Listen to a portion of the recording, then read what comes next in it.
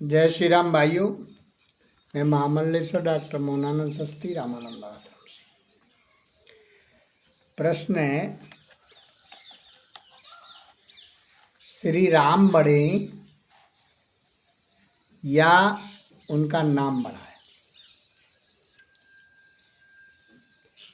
देखिए,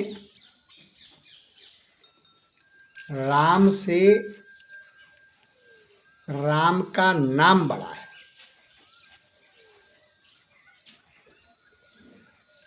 ये भगवान स्वयं श्री राम ने सिद्ध कर दिया।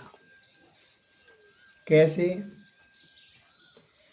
एक बार समुद्र पर पुल बांधा जा रहा था लंका में प्रवेश करने के लिए। सारी वानर सेना पत्थर लेती, जय श्री राम बोल देती, नल और नील को दे देती, वो समुद्र में डाल देते और पत्थर डूबता नहीं था, तैर जाता था। यह दो प्रकार से होता था। नल और नील को वरदान लगा हुआ था, उनके कारण, और श्री राम नाम का प्रताप था।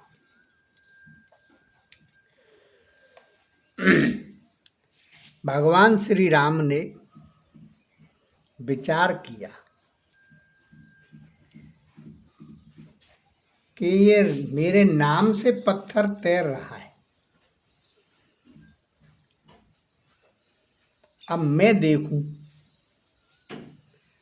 इस पत्थर को तैरेगा या नहीं। तो ये काम उन्होंने एकांत में जाकर के किया। आगे निकल गए, कोई देखे नहीं इसलिए।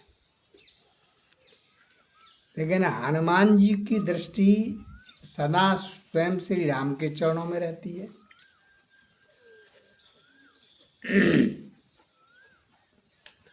हनुमान ने दृष्टि घुमाई, प्रभु श्री राम कहाँ गए? हनुमान जी भगवान श्री राम के पीछे खड़े हुए। भगवान श्री राम ने एक पत्थर उठाया और उसे चुपके से समुद्र में डाल दिया, डूब गया। फिर दूसरा उठाया, वो भी डूब गया। तीसरा उठाया, जैसे ही डाला हनुमान जी को हंसी आ गई। भगवान श्री राम ने देखा, बोले हनुमान तुम? बोले हाँ प्रभु। अब भगवान श्री राम को थोड़ी सी संकुचित तो हुए, बनी अभी ये बानरों से कहेगा। बोले प्रभु आपने डाला, पत्थर डूब गया। बोले हाँ वो तो मैं देख रहा हूं।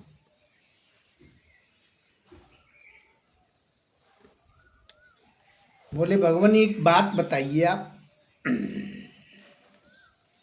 जिसको आप ग्रहण कर लेते हो वो भवसागर से तर जाता है, और जिसको आप छोड़ देते हो वो डूब जाता है। भगवान श्री राम बोले हाँ ये तो है। तो फिर आपने उस पत्थर को छोड़ दिया तो वो तो डूबना ही डूबना है। भगवान श्री राम बोले नहीं, ये हमारे में शक्ति नहीं है, हमारे नाम में शक्ति है, ऐसा सिद्ध हुआ है। हनुमान जी ने भी स्वीकार किया, और आज तक के प्रमाण है।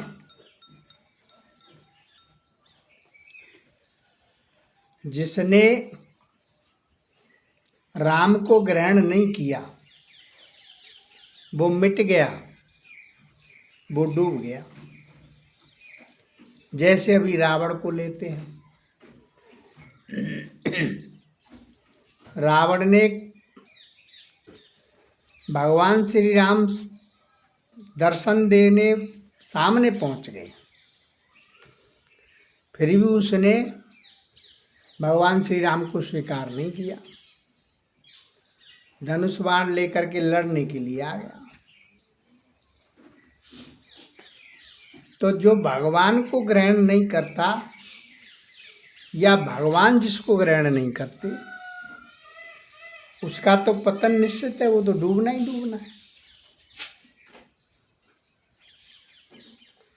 नहीं तो रावण को ये चाहिए था, धनुष बाण श्री राम के चरणों में रख देता, उनकी शरण हो जाता, अपराध की क्षमा मांगता, तो आज तक राज करता रहता, मिटता नहीं। ऐसे ही भगवान कृष्ण को लीजिए, भगवान कृष्ण स्वयं चल करके दुर्योधन के घर गए थे उसको समझाने के लिए, लेकिन उसने न भगवान श्री कृष्ण की बात को ग्रहण किया, न भगवान श्री कृष्ण को ग्रहण किया। नतीजा आप देख रहे, परिवार सहित मिट गया।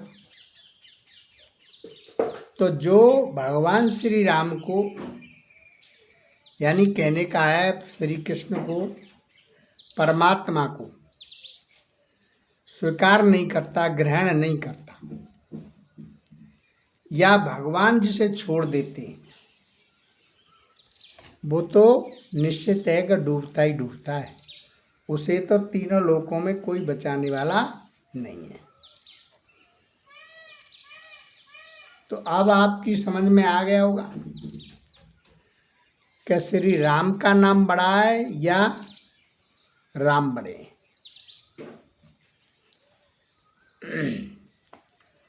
तो नाम से सारे कार्य होते हैं।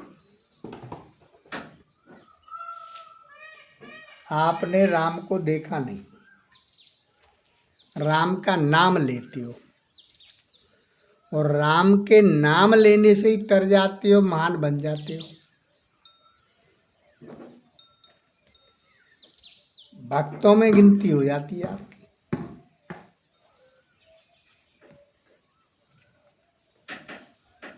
इससे ये सिद्ध होता है कि संसार सागर से यदि आपको तर जाना है, कल्याण करना है, इस संसार में बार बार नहीं आना है, तो फिर भगवान का नाम, परमात्मा का नाम, राम जी का नाम, कृष्ण जी का नाम ही ग्रहण करो। नाम से ही बेड़ा पार हो जाएगा। सबसे बड़ी औषधि है ये।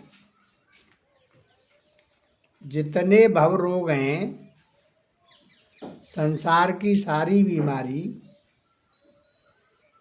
भगवान श्री राम के नाम से कट जाती है। राम नाम की औषधि है वो। तो आप भगवान श्री राम का नाम लेते रहिए और अपना काम करते रहिए, और राम के नाम से अपना कल्याण करते रहिए। जय श्री राम।